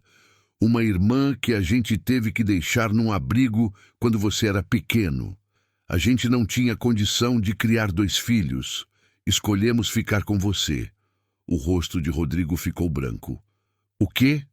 Ela se chamava Ana. Cresceu sozinha, sem saber que tinha família. Viveu a vida inteira achando que tinha sido abandonada, descartada. E sabe o que aconteceu com ela? Rodrigo não conseguia falar, só balançava a cabeça, os olhos arregalados. Ela morreu há 3 anos, Maria continuou, apontando para mim. Ela era a esposa dele, a mulher que ele amou e perdeu. Sua irmã viveu aqui, nesta casa, nesta terra, e quando ela morreu, ele ficou sozinho, até o dia que encontrou a gente naquela estrada e nos trouxe para cá. Para casa da própria irmã que você nunca conheceu. Rodrigo cambaleou como se tivesse levado um soco. A boca abriu, fechou, abriu de novo, mas nenhum som saiu. Ele olhou para mim, procurando confirmação, procurando algum sinal de que aquilo era mentira. É verdade, confirmei, a voz saindo rouca. Ana era sua irmã, e ela morreu sem nunca saber que tinha um irmão. Morreu sem nunca saber que tinha pais que a procuraram. Morreu achando que não valia nada para ninguém.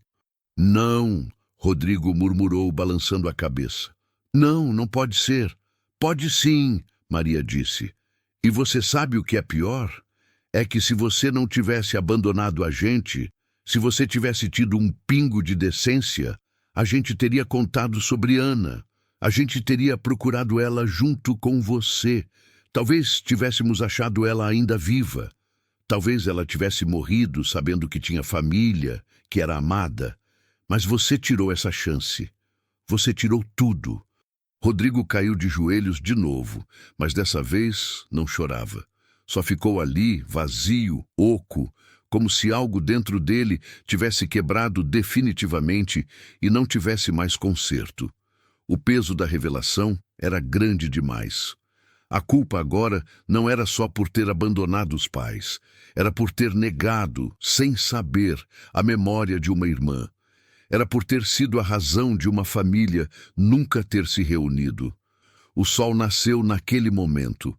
Os primeiros raios cortaram a escuridão, iluminando o terreiro, iluminando aquela cena de dor e destruição. As galinhas começaram a cantar, os pássaros acordaram. A vida continuou como se nada daquilo importasse. Vai embora, Rodrigo, Maria disse, virando as costas. E não volta nunca mais. Você não tem mais nada aqui. Rodrigo ficou ali no chão por mais alguns minutos. Depois se levantou devagar, como um velho, como alguém que tinha envelhecido décadas em poucos minutos. Caminhou até o carro sem olhar para trás. Entrou, deu partida. O motor tossiu, pegou, e ele saiu pela estrada de terra, levantando poeira vermelha que ficou suspensa no ar por um tempo antes de assentar de volta no chão. Ficamos os três ali no terreiro, em silêncio. Um silêncio pesado, exausto, de quem tinha travado uma batalha e não sabia se tinha ganhado ou perdido. Maria entrou para dentro de casa sem falar nada. José foi atrás dela, a mão no ombro dela, os dois se apoiando um no outro. Eu fiquei ali fora, olhando a estrada vazia, sentindo o peso daquilo tudo cair sobre mim. A verdade tinha sido dita. O segredo tinha sido revelado. E agora não tinha mais volta. Rodrigo sabia. E esse conhecimento ia perseguir ele pelo resto da vida. Ia roer por dentro. Ia ser uma ferida que nunca ia cicatrizar. Parte de mim se sentiu mal por ele. Parte de mim sabia que aquilo era cruel demais. Mas a outra parte, a parte que tinha amado Ana, que tinha visto ela morrer sozinha e triste, essa parte achava que ele merecia. Merecia carregar aquele peso. Merecia saber que suas escolhas tinham consequências que iam além do que ele podia ver. O dia seguiu. O sol subiu no céu, quente, implacável. Cuidei dos afazeres como sempre, mas o coração estava pesado. Aquela manhã tinha mudado tudo.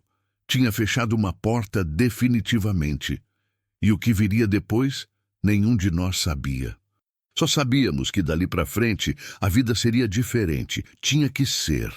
Porque depois de tudo que foi dito, depois de tudo que foi revelado, não dava mais para fingir que nada tinha acontecido.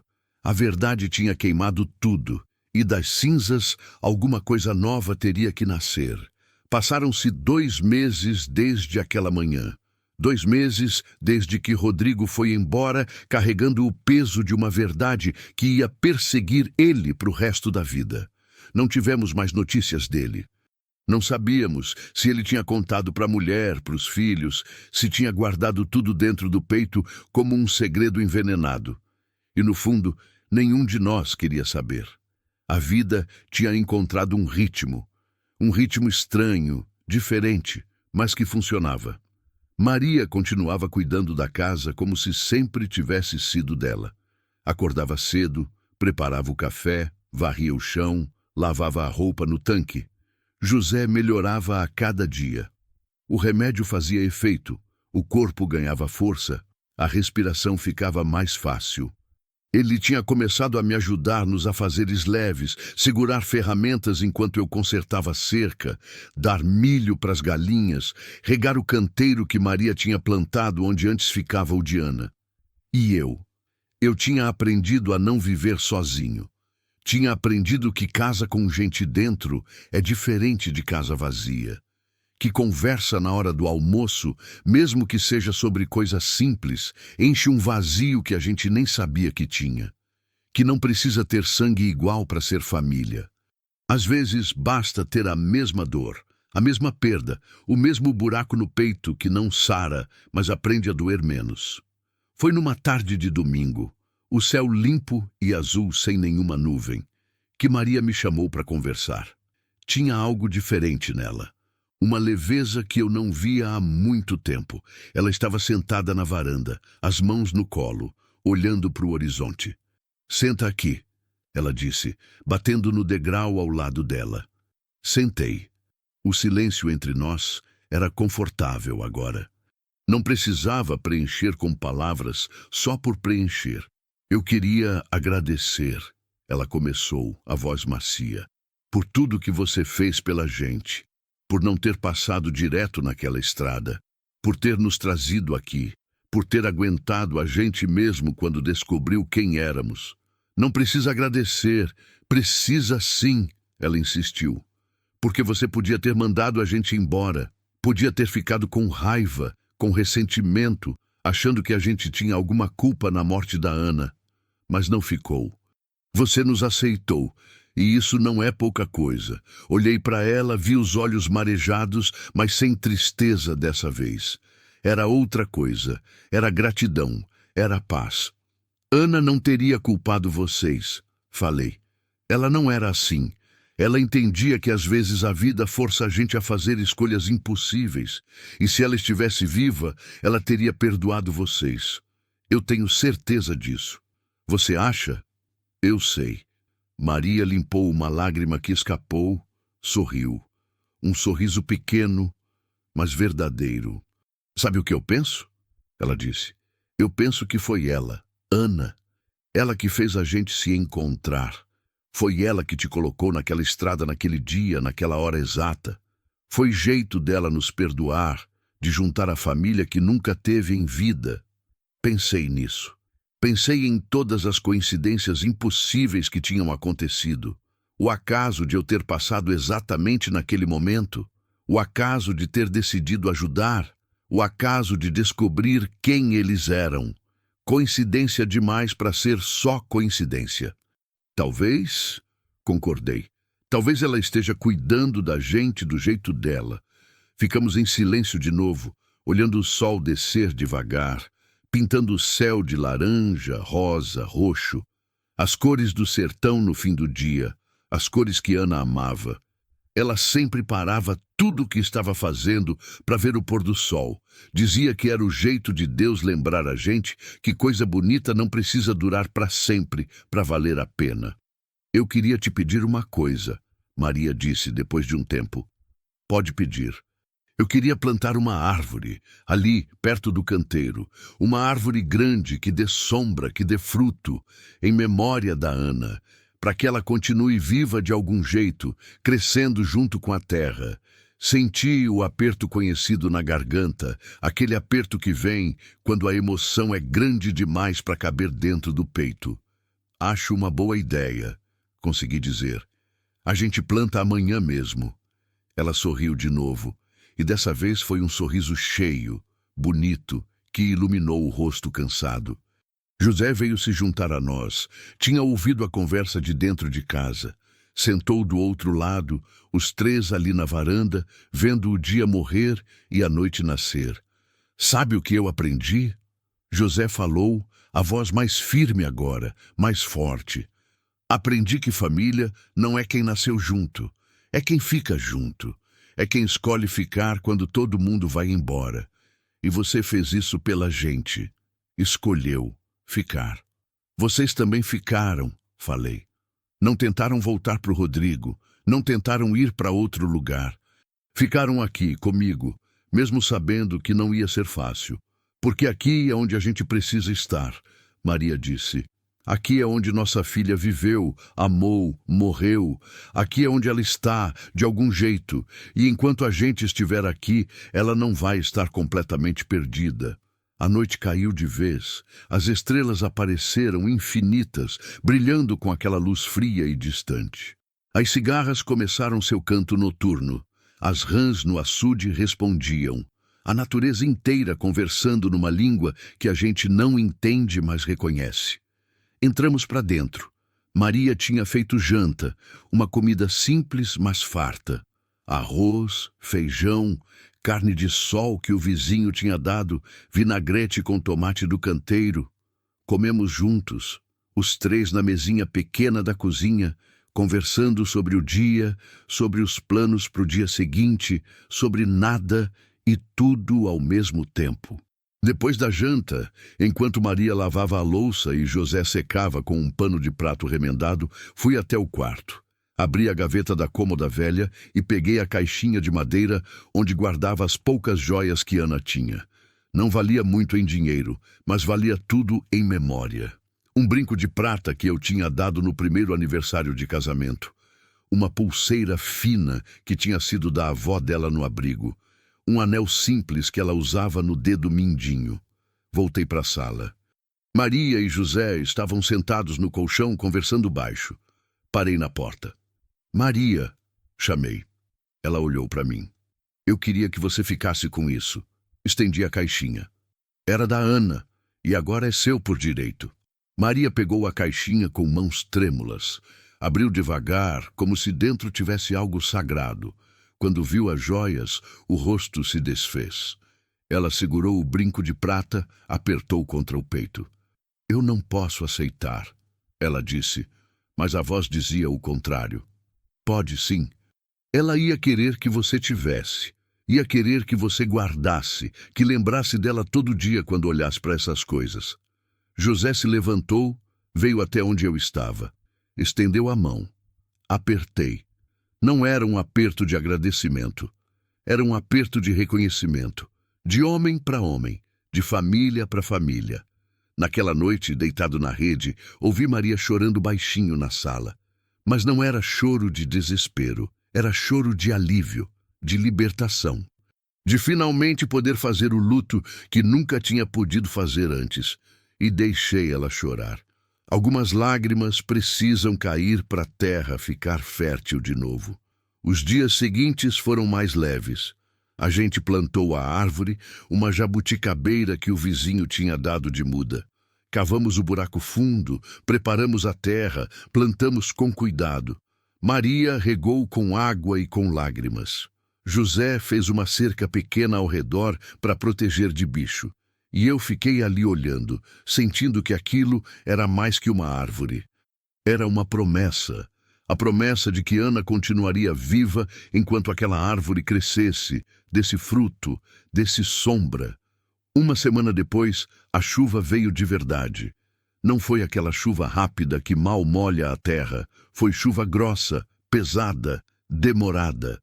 Chuva que dura dias, que enche açude, que faz broto nascer, que transforma sertão seco em verde vibrante.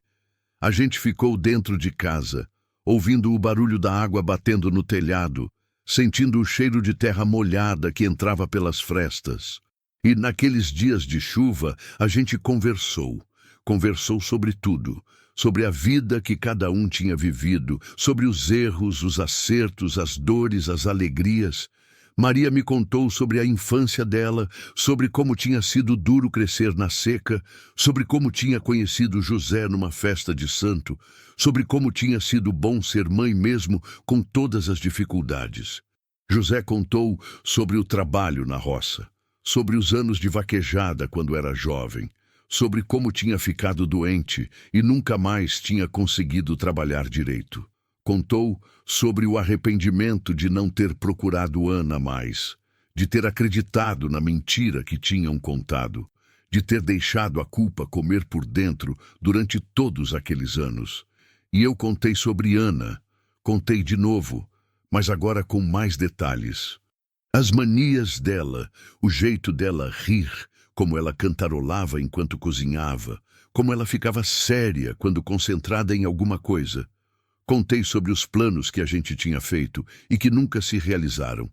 Sobre a vontade de ter filho, de aumentar a casa, de comprar mais terra. Contei sobre os últimos dias dela, sobre como ela tinha segurado minha mão até o fim, sobre as últimas palavras que ela tinha dito. Não fica sozinho. Promete que não vai ficar sozinho. Eu não tinha entendido na época. Não entendia como podia não ficar sozinho se ela estava indo embora, se ela era tudo que eu tinha.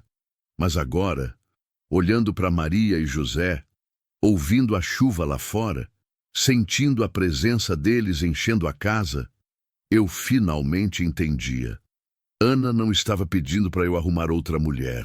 Estava pedindo para eu não me fechar para o mundo, para eu deixar as pessoas entrarem, para eu aceitar que família vem de jeitos inesperados.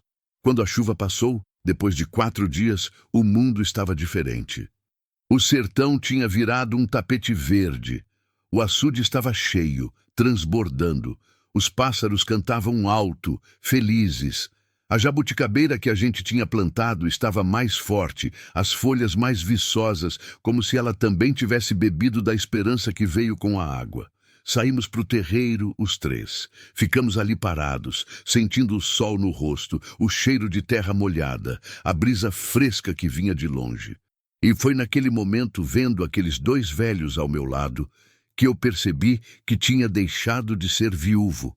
Não tinha arrumado outra mulher, não tinha substituído Ana, mas tinha construído uma família nova. Uma família que ela tinha me dado de presente de um jeito torto e doloroso, mas que no final fazia sentido. Obrigado, Ana, murmurei baixinho, olhando para o céu azul. Obrigado por cuidar da gente. Maria ouviu. Segurou minha mão, José segurou a outra. E ficamos ali, os 3, de mãos dadas, olhando para frente, para o futuro que ainda não sabíamos o que seria, mas que a gente ia enfrentar junto. Porque essa é a natureza da família verdadeira. Não é sobre sangue, é sobre escolha, é sobre ficar quando fica difícil, é sobre dividir o pão mesmo quando ele é pouco. É sobre plantar árvore mesmo quando a terra está seca. É sobre acreditar que a chuva vai vir, mesmo quando o céu está limpo demais para prometer. E a chuva veio. Não só a chuva de água que molha a terra, mas a chuva de graça, de perdão, de recomeço, a chuva que lava a culpa, que limpa a ferida, que faz brotar vida nova onde só tinha morte e seca. O sertão tinha me ensinado muita coisa ao longo dos anos. Tinha me ensinado a ser duro, a aguentar, a não reclamar, mas agora estava me ensinando algo novo. Estava me ensinando que dureza não significa não sentir. Significa sentir tudo e continuar de pé. Significa carregar a dor, mas não deixar ela te parar. Significa aceitar que a vida vai machucar, vai tirar, vai quebrar, mas também vai dar. Vai trazer de volta, vai consertar de jeitos que a gente nunca imaginou. Maria e José não substituíram Ana. Ninguém nunca ia substituir. Mas eles preencheram um espaço que eu não sabia que estava vazio.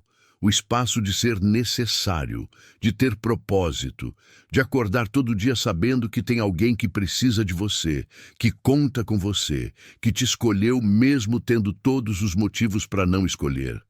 E eu aprendi que essa é a única coisa que importa no final. Não quanto você tem, não quanto você conquistou, mas quantas pessoas escolheram ficar. Quantas pessoas dividiram o chão com você quando o chão estava duro demais. Quantas pessoas olharam para sua dor e decidiram carregar um pouco dela junto com você. A terra continuava dura. O sol continuava forte. A vida continuava difícil. Mas agora tinha diferença, tinha companhia, tinha conversa na mesa, Tinha riso de vez em quando. Tinha uma árvore crescendo em memória de quem se foi. Tinha esperança plantada em cada semente que brotava. E quando a noite caía e as estrelas apareciam, eu não me sentia mais tão sozinho. Porque sozinho não é sobre quantas pessoas estão ao redor, é sobre quantas escolheram ficar.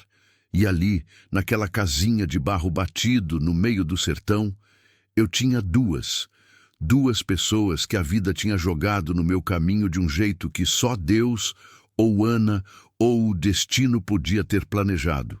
E isso era suficiente. Mas que suficiente! Era tudo. O burro relinchava no curral. As galinhas ciscavam no terreiro. A jabuticabeira balançava ao vento. E dentro de casa tinha vida, tinha gente, tinha família. A estrada de terra batida que me trouxe até aquele encontro continuava ali, serpenteando pelo sertão, levando para lugar nenhum e para todo lugar ao mesmo tempo. E eu sabia que outras histórias iam passar por ela, outras dores, outras alegrias, outros encontros impossíveis que mudam tudo. Mas essa história, a minha, tinha encontrado seu fim, ou melhor, seu recomeço, porque no sertão, fim e começo são a mesma coisa. É tudo ciclo, é tudo volta, é tudo sobre morrer e renascer, secar e florescer, perder e encontrar. E eu tinha perdido muito, mas também tinha encontrado. E o que encontrei, sem procurar, sem esperar, acabou sendo exatamente o que eu precisava para continuar, para não desistir. Para acreditar que vale a pena acordar todo dia e enfrentar mais um sol, mais um trabalho, mais uma dor, porque no final é isso que a gente é. É cicatriz e flor, é ferida e cura, é solidão e companhia. É tudo junto, bagunçado, dolorido, mas bonito do jeito torto que só a vida real consegue ser. E se Ana estava olhando de algum lugar, eu sabia que ela estava sorrindo. Sorrindo porque tinha conseguido. Tinha juntado sua família, tinha trazido seus pais de volta. Tinha dado para eles e para mim uma chance de recomeçar, de ser família, de não morrer sozinhos. E por isso, toda manhã, quando eu acordava, antes mesmo de abrir os olhos, eu sussurrava um obrigado. Obrigado para a terra que nos segurava. Obrigado para o céu que nos cobria. Obrigado para a chuva que vinha e obrigado para Ana, onde quer que ela estivesse, por ter me ensinado que o amor não acaba quando a pessoa vai.